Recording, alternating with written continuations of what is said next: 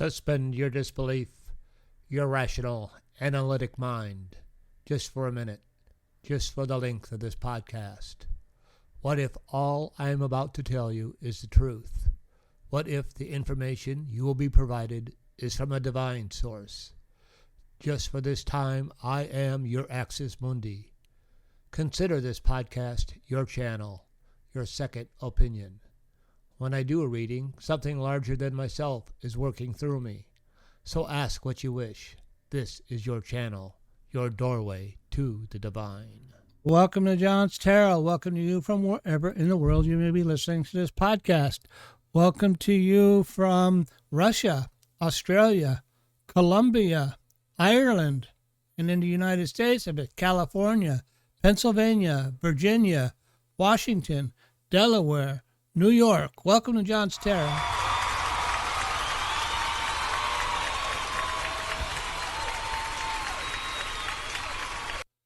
Well, I'm glad you could tune in to me today. You know, when I started doing this second version of JohnsTarot, it's about how to survive these rough next 4 years. And part of that has been a personal exploration of what's going on with me. Now, I have had, I got a little tune in yesterday. And this is put together rather quickly because I had a little enlightening episode yesterday that kind of hit me. And now, why am I so triggered by this administration? And definitely I'm triggered by this administration. If you look at my past podcast, let's say from the last 2-3 weeks, I guess, it's all about waking up. Waking up to this individual who is occupying the seat of chief executive. I don't even like to use his name. And it's about waking up. He's a normal human. He's a human being, although he expresses that he is superhuman, that he's 80 years old and in perfect health. And I've gone through some issues over the last couple of weeks that clearly explains he is not superhuman. He is having health problems, serious health problems. But he is in denial, and he is gaslighting everybody, and everybody just tends to believe it. Now, who is gaslight? What kind of people gaslight? Well, narcissists gaslight. And that's probably why he pushes my buttons. Because I did my little bit of enlightenment that I got yesterday that I want to share with you. Has to do with the type of person I am. And maybe it's a type of person you are. I am what is known as an empath. I never thought of it like that. Empaths are people who live to experience and live to help and are motivated by that. While narcissists are people who live to take. And I'm going to go through a little bit of an explanation about what happened. I did have an experience with a narcissist in my work environment, and it really opened my eyes. I was like, I never even knew there was people like that existed, because this individual had so many of the traits of a narcissist. Grandiose, better than everybody else, manipulative. She had people that she needed supply, narcissistic supply. And she had, what is the other thing those narcissists, she had flying monkeys and the whole dynamics. And it took me a while to figure it out. And why this person really triggered me too. Why did this person trigger me so much? And it's because of the kind of person I am. I'm an empath. I'm empathetical. I tend to feel what other people feel. I want to fix things. I want to be a solution. And I guess that's just the type of person I am. And I did not realize until like yesterday that there's a dance between these two personality types. And that's what I'm going to talk about today. Is this why this person, and maybe they trigger you too. Like, why am I so triggered by this individual? And we're going to talk about that today. I have a little presentation we're going to do that I just put together this morning, and we're going to explore what is a narcissist and a little bit about what is an empath. And then as I do the readings, there's some reading I'm going to do. What is an empath, and then what can we do? What can I do as an individual, and what happens? Now, for me, what happened as an individual is I realized what was going on. And I did the things that were suggested. There's a woman on the internet named Dr. Romney who was really good. Romney, she helped open my eyes to what's going on and gave me some defense mechanisms. What I need, and I used what they call gray rock, where I just to that individual I just shut them down. I did not emotionally let them in. I just responded to them in terms of what needed to happen in terms of my work, and no more. Don't give out any, and I didn't give out any information, and I identified the flying monkeys, and I shut them down too, and I didn't allow any personal information out regarding myself to any of the flying monkeys, and it was pretty endemic where I work. And eventually that person left because they got too fearful. And they knew I realized the truth. I could see the truth. I could see through them. And plus I had this tarot thing, I think, which totally freaked them out. So that they ended up believing it was time for them to retire anyway. And they retired. But those people are those people. I don't know if it's necessarily their fault. That they're just that way. Anyway, so I had a startling experience with that personality type, and I learned a lot about myself. And just recently, I had an experience where I again, self-examination. I had taken on a couple of things that were really not. I really didn't need to do this, but and I didn't understand, why am I taking on all these projects? And I stopped. I just stopped because these projects were not going to help me at all. They were going to help other people. I guess it was out of my, and I'm going to go into it today. Had to do with my need as an empath. And I just needed to put up better boundaries. And as an empath, I had this separation. And I think that's why I'm talking about it today. Kind of a culmination. I'm kind of a super empath now, where I have boundaries, I have healthy boundaries, and kind of my journey, what happened. So I'm going to go right into the story, and I'm going to talk a little bit about what is a narcissist.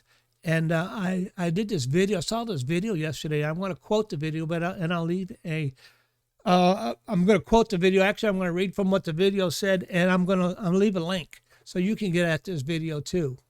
So let me move over to my presentation page, and we will just begin. There we go. Psychological theory labels narcissism as one form of a personality disorder. In general, individuals diagnosed with a personality disorder have a chronic maladaptive way of engaging with others. They tend to react to their environment in rigid, unchanging patterns that leads to negative consequences. In other words, the lives of people with this condition tend not to work very well. And this does not mean a narcissist never succeeds. Quite the contrary. Given his or her confidence and flair for self-dramatization, a narcissist often becomes a leader, but often the disorder breeds failure. The narcissist leaders who have fared worse throughout history fell prey to unbridled greed and grandiosity, were puffed up by their own visions and initial success, and who isolated themselves from advisors who could help them from self-destructing. And that's what happened. That certainly describes this individual. As you see in my background, he's if he gets numbers that he doesn't agree with, he fires a person who came up with the numbers. He changes reality to suit his own taste, and it's going to lead to his own crash. It's going to lead to his own destruction. Features of narcissism. This is about narcissism. Greed, grandiosity, inflation, and isolation are just some of the features of narcissism. Others are absence of empathy, a need for being admired by others throughout adulthood, a sense of superiority, viewing themselves as better than others, looking at others with a sense of disdain, and perceiving others as inferior to themselves, seeing themselves as unique and overly important, and often exaggerate their achievements, being unmoved by other suffering, having difficulty seeing how their actions can harm others or someone might feel in a particular situation. The DSM-5 lists 9 characteristics an individual might have, with a minimum of 5 being required to assign that diagnosis. These 9 are grandiosity, being affected or pompous, pretentious, inflated, Fantasies of unlimited power and success. These are often the result of narcissists attaining a position of leadership. Napoleon had it with an eventual destructive consequences, since all life on the physical plane has limits. Seeing oneself as special, only I could fix it, and associating only with others of high status. Filling a cabinet with CEOs of major corporations and military generals. Tell me this individual hasn't done that. Needing admiration, as in rallies and public appearances before thousands of fans. Having a sense of entitlement. Operating under the assumption that one is deserving of only the best. $2 billion ballrooms, the choicest, the rarest, regardless of other needs or preference. Yeah, building a ballroom while they pull away Medicaid for the needy. Being interpersonally exploitive, using people to get what he or she wants, like he did with Elon, with little thought to reciprocity of others' needs. Lacking in empathy, the inability to feel concern, compassion, or caring for others and what might be going on in their lives. The narcissist often feels free to fire people with impunity. Envying others, feeling discontent or ill will at others' good fortune, a dislike for a person who has what he wants. Appearing arrogant, inflated, puffed up, full of oneself. Given our current epidemic of narcissism, and this article is something I picked on the internet. I didn't realize there was an epidemic of it. I didn't realize there was people like this. I know this individual I'm talking about has this, and you see it. Given our current epidemic of narcissism, it is very likely that what you may know or have heard of someone who manifests some of these traits. And now I'm going to go ahead and read from the video. I went ahead. I thought this video was so important, and it was so. I so quickly identified and picked out. Oh, that's me, and maybe that's you, and that's why I said I would do these videos. So how do we need? We need to know how to survive, and we need to know what this individual are doing and what is happening to us, how we're being manipulated, and how these things affect us. So Carl Jung once said that the most devastating weapon against a narcissist isn't rage or revenge. It's an empath who finally says, enough. What happened next shocked even Jung himself, according to Carl Jung, the renowned psychoanalyst who pioneered analytical psychology. There exists a profound psychological battle that few recognize but many experience, the dance between a narcissist and empaths. And that's what this video turned me on to. I didn't realize that this, why this guy triggers me so much. And it's because it's been a lifelong, as long as there's been human beings, as long as there's been narcissists, as long as there's been empaths, there's been this dance. Now, I didn't get into a relationship with a narcissist, but I was forced into a relationship, and I was forced into my consciousness. Empaths, Jung observed, that narcissists don't fear those who fight back with anger. They fear those who wake up to the truth.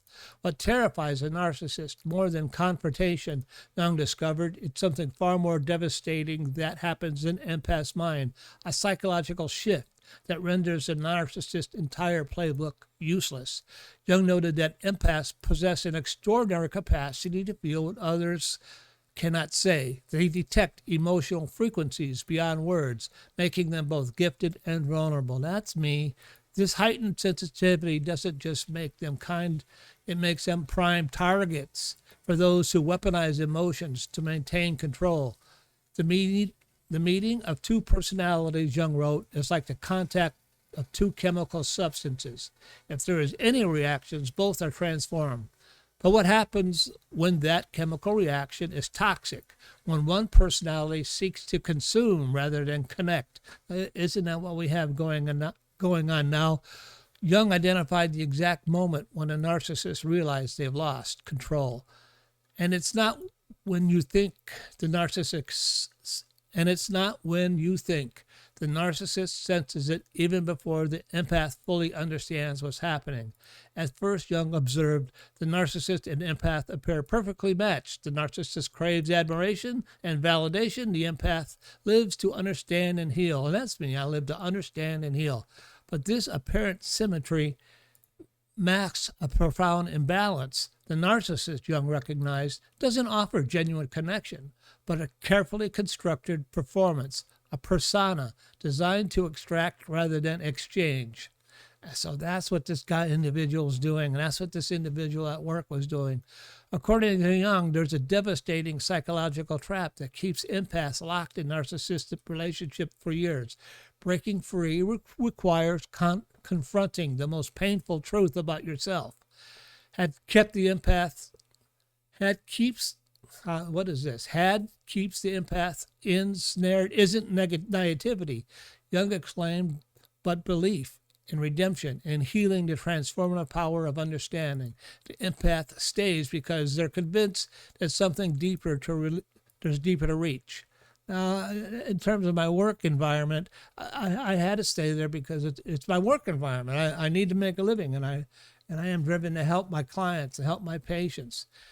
And that's what, but it wasn't, I didn't stay engaged in that relationship or work because of my attachment to that individual. Jung's critical insight was realized that for the narcissist, the mask isn't concealing. The persona mask is the person. Jung discovered that narcissists have one specific fear that's more powerful than rejection or abandonment.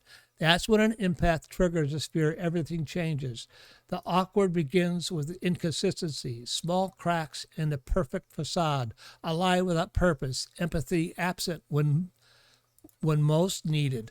Jung observed that these moments accumulate like psychological evidence, eventually forcing the empath to question everything they believe about the relationship until you make the unconscious. Jung wrote, it will direct your life and we'll call it fate. So the empath is, now I had this awakening that I was dealing with this type of individual, and I had this awakening, and I'm continuing to have this awakening. And my past videos over the last couple of weeks have been designed to try to bring an awakening to the people who've been watching it. For empaths, awakening means confronting the painful reality that what they perceived as love was actually control. That realization isn't just uncomfortable, it's psychologically shattering. Jung identified a psychological transformation that happened when three distinct phases. The third phase is what makes empaths truly dangerous to a narcissist because it can't be manipulated. The first transformation Jung identified was emotional detachment, not indifference, but a profound psychological restructuring where empath stops participating in a narcissist reality. So narcissists hate that. And with this individual, I have definitely stopped participating in their reality. This isn't just about ending a relationship. It's about breaking free from conditioned patterns of self-sacrifice and emotional overinvestment. Jung recognized that narcissists don't just manipulate emotions, they shape identity. They create environments where the empath's worth is constantly questioned, measured against how well they meet the narcissist's shifting needs. Breaking this cycle requires the empath to confront their deepest fears about themselves. And that's what when he talks about confronting the dark side of us. That's what the deepest fears about themselves. What Jung called the shadow work, there we go, reveals why empaths struggle to leave narcissists. And it has nothing to do with love. It has about confronting the darkest truth about yourself. And I think a lot of people who are involved in the cult fall into that they have a level of, some of them, many of them, the ones who are leaving, and they're just too scared to look at themselves, just too scared to realize that this relationship is a one-sided deal. The empath must face what they've been avoiding, that their identity has become entangled with caretaking, fixing, and forgiving. The narcissist exploits this repeatedly because it works. And certainly that's what happened to me. I'm a giver. I'm an empath.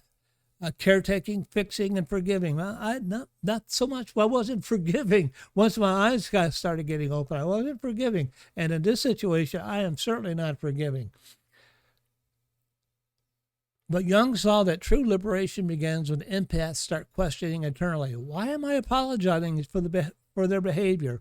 Why do I feel guilty for wanting space? Jung discovered that silence becomes a psychological weapon when wielded by an awakened empath. It's not what they say that terrifies the narcissist. It's what they stop saying. The second transformation is the power of non-reaction. Jung observed that narcissists require emotional counterpoints to function. And that was what was going on at my work environment. This person was always trying to trigger me into a reaction, and I stopped reacting. And after I understood what was going on, and when I look at our national dysfunction, what did I got? Like dealing with narcissism on a national level, I'm just going to stop reacting. At least emotionally, I'm going to stop reacting. They need someone to manipulate, to provoke control, because that's how they regulate their fractured sense of self. When an empath refuses to engage, and not out of spite but clarity, the narcissist faces psychological chaos. This silence, Jung noted, is not passive withdrawal, it's active rebellion. It communicates something devastating. You no longer have access to me. The narcissist, sensing this shift, typically escalates with guilt, charm, threats, or vulnerability. But if the empath holds firm, they discover that something profound. Closure doesn't come from the narcissist, but from no longer needing anything from them. According to Jung, there's a specific moment when the narcissists realize they've truly lost control, and it triggers their greatest fear. This happened when the empath does something the narcissist never expected. The third and most powerful transformation Jung identified was when the empath finds their authentic voice. Not the reactive voice that once scrambled to explain or defend, but an integrated voice speaking from clarity rather than fear. This voice names things as they are without seeking permission or validation. So I'm doing what I'm doing. I'm not seeking validation from anybody. I'm just calling it as I see it. And my videos haven't been doing all that great. It doesn't matter. This is about me, and this isn't about him. This is about me voicing the truth. To name something is to define it, to place it within a coherent frame of meaning. When an empath says this was manipulation or this was not love, they are reclaiming authorship of their story. They no longer living in a narrative written for them. Jung revealed that thriving after narcissistic abuse triggers something worse than rejection in the narcissist's psyche. It proves something they've desperately tried to deny their entire lives. The final transformation Jung observed was thriving, not merely surviving the abuse, but growing because of it, becoming something whole and integrated. And that is what our goal is, not to survive this narcissistic abuse. And that's what I did in terms of my work environment. I didn't just survive it, I thrived. This terrifies the narcissist because it reveals their worst fear. They were never the source of the empath's light. They were merely blocking it.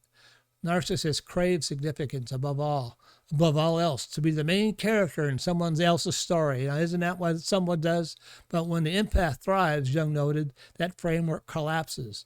The narcissist becomes irrelevant, which for someone with a fragile ego is psychological annihilation.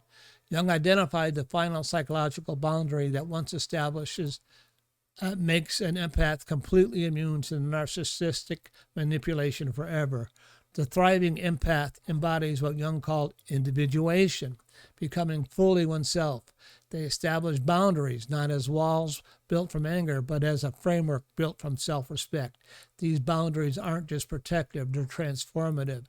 They invite growth and authentic connection rather than enmeshment and exhaustion. The most terrifying thing Jung observed is to accept oneself completely. For the empath who has endured narcissistic abuse, that's me, that's all of us at this point. This acceptance means recognizing their worth beyond what they give to others. It means understanding that saying no is not a rejection, but preservation. That self-care is not selfishness, but a prerequisite for genuine empathy. In his final analysis, Jung revealed why empaths who've overcome narcissistic abuse developed an unusual psychological power that extends far beyond the relationship itself. This transformation changes everything. In the end, Jung recognized the most dangerous person to a narcissist isn't someone who fights back with similar tactics. It's the empath who has reclaimed themselves completely, who has made the unconscious integrated, who has made the unconscious conscious. integrated their shadow, and now lives from a place of wholeness rather than woundedness. This empath doesn't need to prove anything. Their very existence becomes the evidence that the narcissist game doesn't work forever, that manipulation has its limits, that freedom is possible, that according to Jung is the ultimate victory, not destruction, but reconstruction of the self. Your boundaries, Jung might say, are not just limits. They are like the architecture of your freedom. Build them wisely, maintain them fiercely, and watch as your life transforms from the battleground into a sanctuary. So we have to take this, or at least I have to take this, in terms of our, what did I call it? Dealing with narcissism on a national level. We need to thrive. We need to move forward. Not only doesn't matter what he says emotionally, that we move forward in our own lives. So we achieved that thing, individuation. And individuation, I've talked about that in past episodes. I've had an experience with individuation. And, it's about becoming comfortable with even that dark side of your life, with that unconscious part of your life, and actually having communication with that unconscious part of your life that is telling you what I need, what you need, what we all need. So I would say that as we move forward, we don't want to so much engage with this individual. A lot of what I see on the media just gives them power. When we engage negativity with negativity, that's just what they want. When we engage with this individual with violence, that's just what they want. So it's that counterpoint that they need to maintain control. Disengagement, going gray rock, not letting what this individual says affect us internally or emotionally. And I really don't. I don't believe a word he says anymore. I'm looking at what's really happening. And do I need to go into what's really happening? $200 million ballrooms and withdrawing health care for the poor and things like that. And the economy is not getting better. It's getting worse. Prices continue to rise. Health care is difficult to find. Housing is continuing to go up. All the things that he promised us, and that was the love bombing stage of this relationship, are not happening. So I really don't listen to him anymore. And you can watch my videos. I do some bunch of short videos. I call them the bobbleheads. And the bobbleheads stay with them. The bobbleheads, oh yeah. Whatever he says, oh yeah. He's going to make the medication prices come down 1,500%. Medication prices cannot come down 1,500% because that means the drug companies are going to pay us to take their products. Let's move over to my tarot page. I think that would be the next thing. My ability to read tarot is a gift, an expression of divine love, and I'm here to share it with you in that same spirit. And I think what I'm going to ask today is let me gather the cards. And this was kind of a long one today, a long reading. I hope you enjoyed it, and I hope it gave you something to think about. Let me shuffle the deck. Can you answer this answer this in 5 cards. We'll do 5 cards, and I'll see what I can do with the runes on this. Answer this in 5 cards. How can we protect ourselves in terms of dealing with this narcissism at a national level? Okay. Tarot says you can deal with it in 3 cards. Okay, deal with it in 3 cards. How can we protect ourselves in terms of dealing with this narcissism on a national level? Because that's what we're dealing with. It's like being in a relationship, our relationship with leadership. We're brought up to follow leadership, to believe our leadership. And this individual has been abusing that, has definitely abused that. And many people just don't know what they're dealing with. So how can we protect ourselves in dealing with narcissism at this national level? First card, the Death card. Okay. Second card, Wheel of Fortune. And then the third card, Victory card, the 6 of Wands. Let's throw some maroons on this one this week. How long have I been going? This has been a long video. So I appreciate it if you stuck it out with me to the end of this. It was an important topic. How do we deal with this narcissism at the national level? Death card, Wheel of Fortune, and the Six of Wands. I think that pretty much answers it too. Radio is my first rune. My second rune, let me get this in place a little bit. There we go.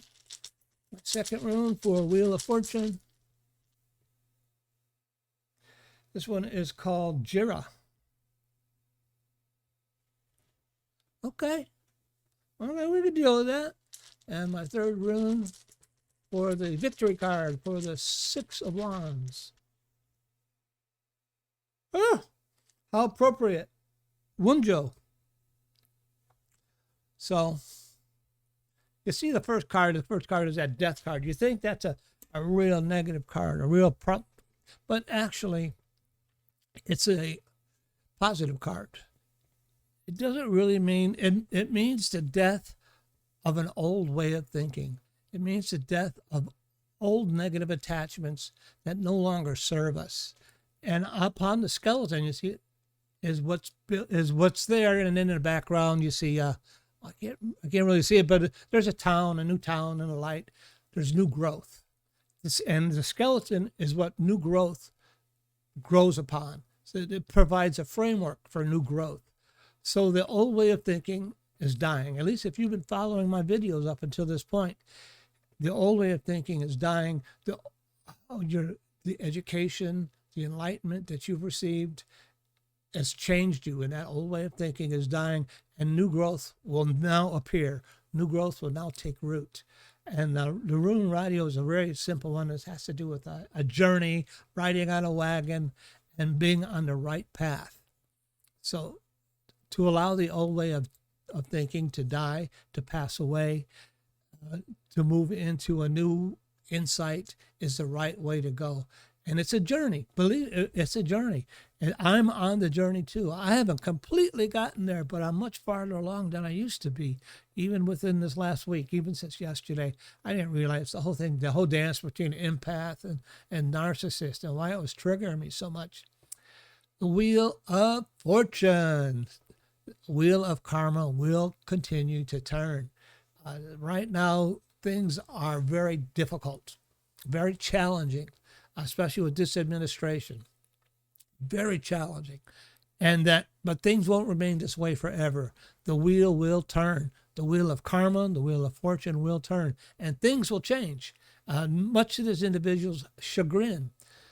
I encourage you all not to be, let the Wheel of Karma turn, sit back and watch, and don't be manipulated. Gray rock this. I encourage you all to gray rock this individual and not let his pronunciations affect you emotionally. Sometimes there's not much we can do about it physically, but we can withdraw emotionally. And then the rune Jira, that has to do with a seed, a new beginning. So it's more like planting fruit, and the seed will mature, and the plant will flourish, and then it will be time to harvest. And this is the way to victory, the Six of Wands. Victory, when the Wheel of Karma turns, this will be the victory. And these are more personal victories, though. As you release yourself from the grasp of this narcissistic deal where he demands supply, he demands that you pay attention to him, he demands adulation, he demands to be the center of attention.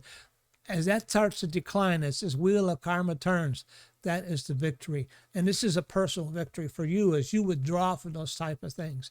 And as you withdraw from these types of things, you will gain Wunjo. That is the ripening of the fruit that was planted back here in Wunjo. That is you regain your self-esteem, you regain your independence, you regain your self-worth. And that is my reading for today. I hope you enjoyed my little podcast for today. I know. Thank you. I know it was difficult, and I know it was hard to listen to, But, as I look at the society, I got to say, Hey, there's something awfully screwy going on around here. that's definitely how I feel. So until next week, be careful, be cool, be kind. And remember, find courage. Have faith, find courage, and I'll see you all next week. All right, bye-bye.